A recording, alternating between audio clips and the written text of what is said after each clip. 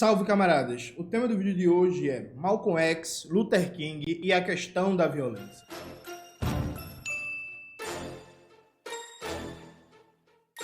Antes de começar propriamente o tema do vídeo do canal, quero muito agradecer a você que ajuda a manter e melhorar nosso canal a partir do apoio. Seu apoio é fundamental para a gente continuar o nosso trabalho. Note, nos últimos dias, com a questão Israel e Palestina, uma das coisas que mais apareceu no debate foi a questão da violência. Papel da violência, resistência pacífica, luta armada, terrorismo e por aí vai.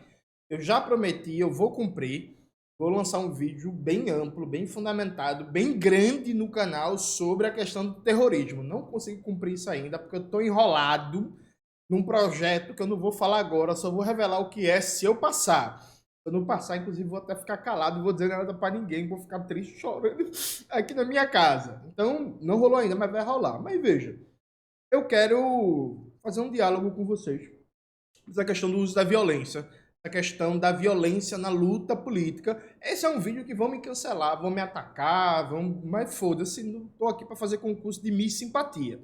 Veja, quando se fala a questão de violência, não violência, muito é lembrado Malcolm X e Luther King, com dois paradigmas opostos, Luther King, um defensor da não violência, da paz, e Malcolm X, um defensor da violência, das ações violentas. Isso é uma visão reducionista, como inclusive já comentei aqui em um vídeo do canal bem antigo.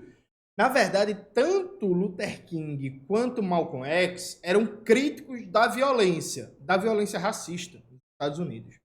Luther King e Malcolm X, por caminhos diferentes, inclusive por fontes teóricas diferentes, embora com algumas influências comuns, a obra do Du Bois, a obra do Marcus Garvey, a obra de vários pensadores ligados à Associação Nacional para o Progresso das Pessoas de Cor e por aí vai, eles partiam do diagnóstico que a sociedade americana, estadunidense, estava fundada na violência racista sistemática contra a população negra que se prolonga por séculos de escravidão e tem sua continuidade no pós-guerra civil, no regime de segregação racial e também na violência racista presente nos estados do norte do país, que não tinham propriamente o regime Jim Crow, mas não significa que a população negra não sofresse violência ou racismo.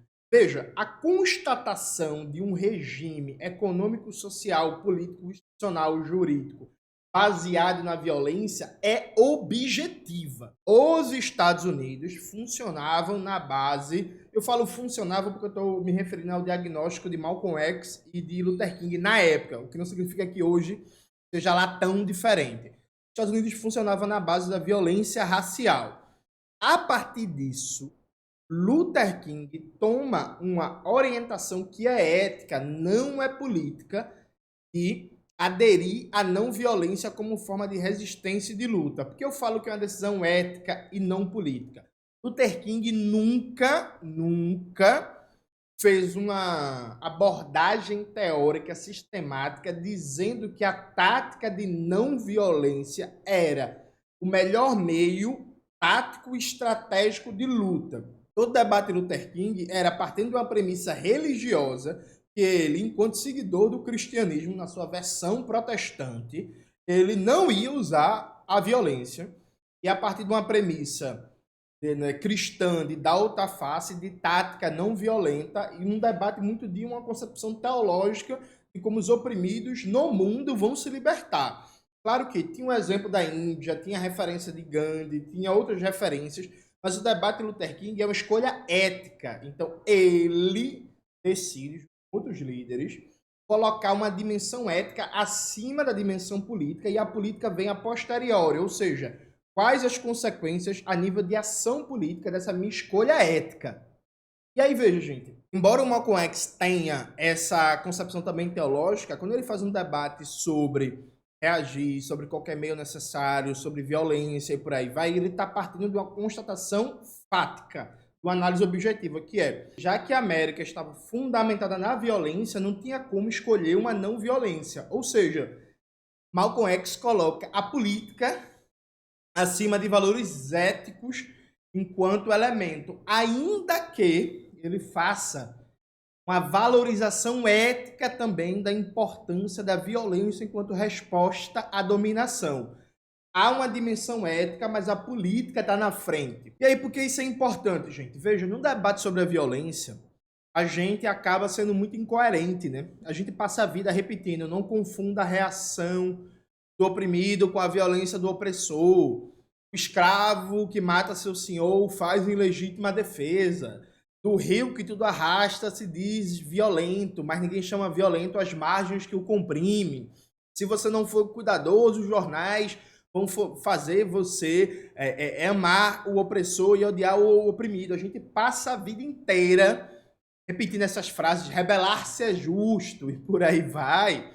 Só que há uma questão que é eu, coerente com tudo isso, coerente com a obra de Malcolm X, coerente com a obra de Lenin, coerente com a obra de Fanon, coerente com a obra de Marx, eu nunca vou colocar uma dimensão ética acima de um debate realista, político, sobre a libertação dos oprimidos, dos explorados. Em que sentido? Veja, todo debate para mim sobre violência parte da premissa de que, frente a uma situação colonial, frente a um regime como a ditadura empresarial militar no Brasil, frente a uma invasão como a invasão dos Estados Unidos, no Vietnã, no Iraque, frente a uma situação como a violência de empresas multinacionais contra povos originários que acontece direto na América Latina, frente a esses casos de violência, toda e qualquer reação violência do oprimido está eticamente legitimada, ainda que salvo exceções brutais. Então, por exemplo, não é eticamente legitimado, por exemplo, se os vietnamitas jogassem bombas, explodissem bombas em escolas de crianças, sabe? E eles nunca fizeram isso, a propósito, né? Isso não é eticamente legitimado. Não é eticamente legitimado, por exemplo, se os argelinos, na luta contra o colonialismo francês, tivessem como política deliberada praticar estupros contra mulheres como arma de resistência. Isso não é justificável, isso não é aceitável. E na história dos movimentos de luta anticolonial, na história dos movimentos de resistência e tal, essas coisas não aconteciam, perfeito? Então tirou isso da sala, tirou esses absurdos extremos que não são aceitáveis. A premissa da reação violenta do dominado, do explorado, está eticamente legitimada, dado que a violência é um dado objetivo imposto pelo sistema de dominação. Então, assim, qual é a premissa aqui do raciocínio? Para mim, que sou comunista, que sou anticolonial de verdade. Irmão, os vietnamitas não precisariam praticar nenhum ato de violência se os franceses e estadunidenses não estivessem lá colonizando. Os argelinos não precisariam praticar nenhum ato de violência se os franceses não estivessem lá colonizando. Os iraquianos não precisariam praticar nenhum ato de violência se os Estados Unidos não estivessem lá, como estavam, invadindo o país e tomando petróleo. Os povos indígenas, por exemplo, do Peru, recentemente, né, começo do ano passado, teve um conflito entre uma mineradora, que era uma joint venture, se não me falha a memória, chinesa e britânica, um povoado tradicional do Peru, e que a galera foi para cima, atacou os empregados da mineradora, atacou os segurança, foi um buruçu da desgraça.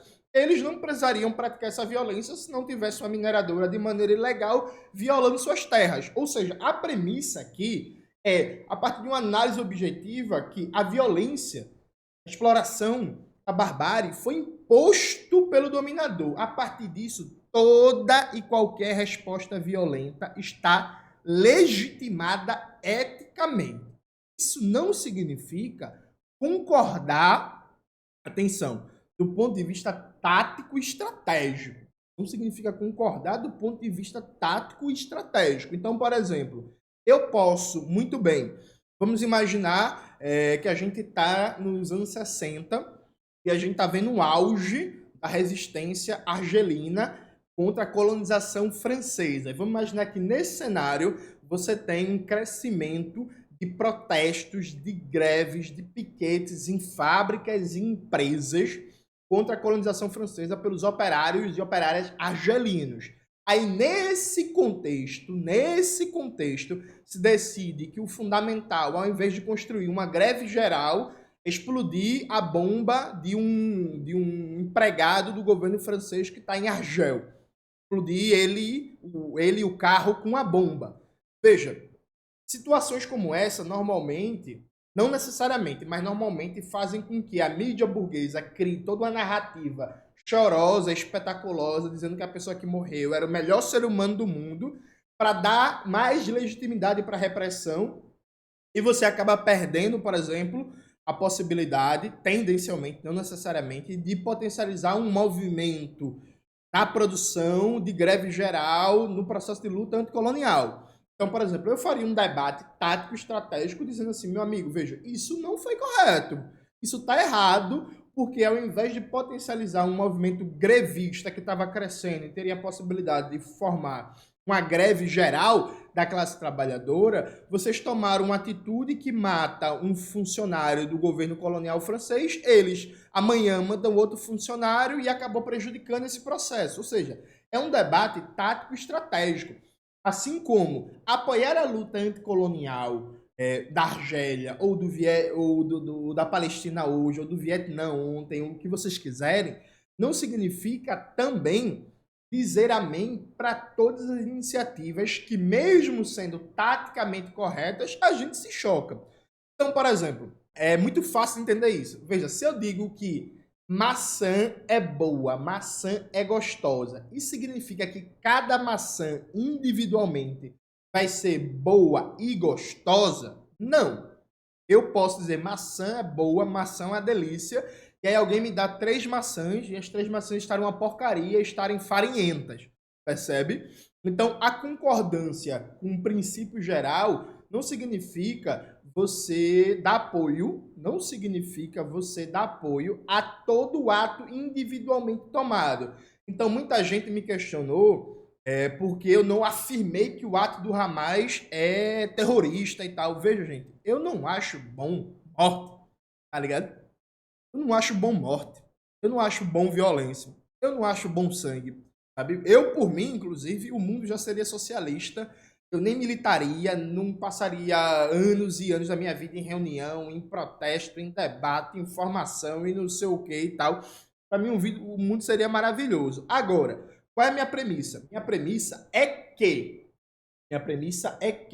a origem do problema está na ocupação colonial de Israel, no colonialismo, no apartheid de Israel. Isso significa que toda violência derivada desse ato originário, toda violência derivada desse ato originário, nenhuma violência derivada vai me fazer esquecer ou relativizar que toda e qualquer violência é produto desse ato originário, desse colonialismo que pratica a tentativa de genocídio, de limpeza étnica contra os palestinos. Isso significa que eu apoio todas as ações do Hamas? Não. Isso significa que eu simpatize com o Hamas? Muito menos. Já deixei isso claro, inclusive, em todos os vídeos do canal. Agora, eu não vou entrar numa lógica de dois ladismos. Ah, sou contra a violência dos dois lados. Condeno a violência dos dois lados. Porque eu não sou canalha e nem levo minha vida em nome de concurso de Miss Simpatia. Né? Eu não escolhi o caminho fácil da história. Por quê?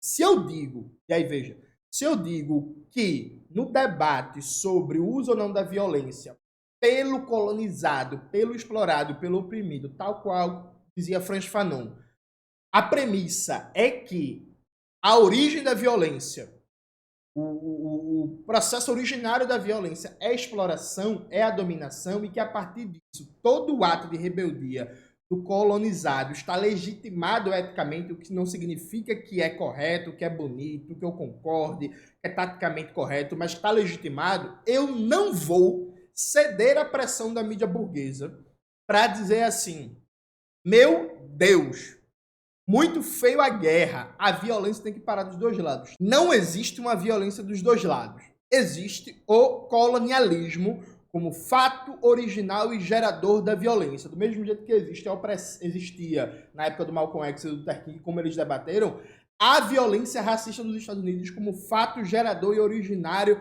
da violência. Do mesmo jeito que existia a ocupação do Vietnã como fato gerador e originário da violência. Do mesmo jeito que existia o golpe de 64, a ditadura empresarial militar, como fato gerador e originário da violência. A partir daí, não importa o que aconteça, eu, enquanto militante, enquanto comunista, não vou ceder a nenhuma pressão da mídia burguesa, a nenhuma pressão da época histórica para relativizar ou desconsiderar essa violência como um fato originário e que toda crítica, toda denúncia, toda energia, toda contestação deve ser para crítica a esse fato originário, gerador e promotor da violência, para ele ser destruído, superado, vencido. Veja, essa é uma posição teórica que dá muito problema. A esquerda brasileira há um debate muito covarde. Boa parte da esquerda brasileira, seduzida pela pressão da mídia burguesa, seduzida pela pressão da ideologia dominante, simplesmente nega isso e entra numa lógica de dois ladismos. O PSOL, nos seus meios oficiais, soltou um comentário dizendo assim: 5 fatos sobre o conflito Israel e Palestina. Não existe um conflito entre Israel e Palestina, existe um processo de colonização. E aí, gente, vai ter várias formas de resistência, as pessoas vão errar. Veja, gente, a gente erra no dia a dia. Imagina quem está sobre uma situação de opressão colonial há 70 anos, enfrentando a maior máquina de guerra do mundo.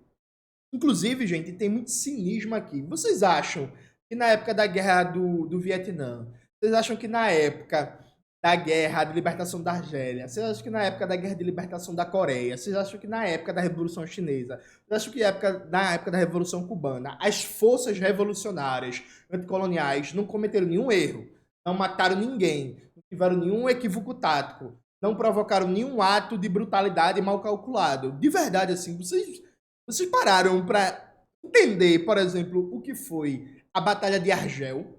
Vocês sabem que as forças anticoloniais argelinas colocavam bombas em lugares públicos, né? Vocês sabem que essas forças de libertação nacional, né, praticavam o que se chama, pelo linguagem corrente da mídia burguesa, de terrorismo. Vocês sabem, inclusive, que o Fanon apoiava isso, né? Sabe? Tipo assim, vocês sabem disso. Vocês leram bem, né, gente? Assim, sabe? Aí, eu acho bonito? Não, eu acho terrível. Eu acho uma merda. Eu acho terrível. Agora, o fato de eu achar terrível, o fato de eu achar que isso é feio, o fato de eu achar que o mundo não deveria ser assim, não contribui em nada para a libertação dos explorados, oprimidos e colonizados. Então, se eu tenho responsabilidade realmente com a emancipação de todos os povos colonizados, dominados e oprimidos, eu vou ter uma posição inequívoca a despeito de qualquer pressão da mídia burguesa e da conjuntura política, que é solidariedade irrestrita ao povo colonizado e foco máximo e supremo na denúncia do fato originário e perpetuador da violência, que é a colonização. Então, mesmo quando o Hamas fez a sua ação militar, e eu postei em todas as minhas redes, solidariedade irrestrita à resistência palestina. Aí teve gente falando, você está apoiando o Hamas?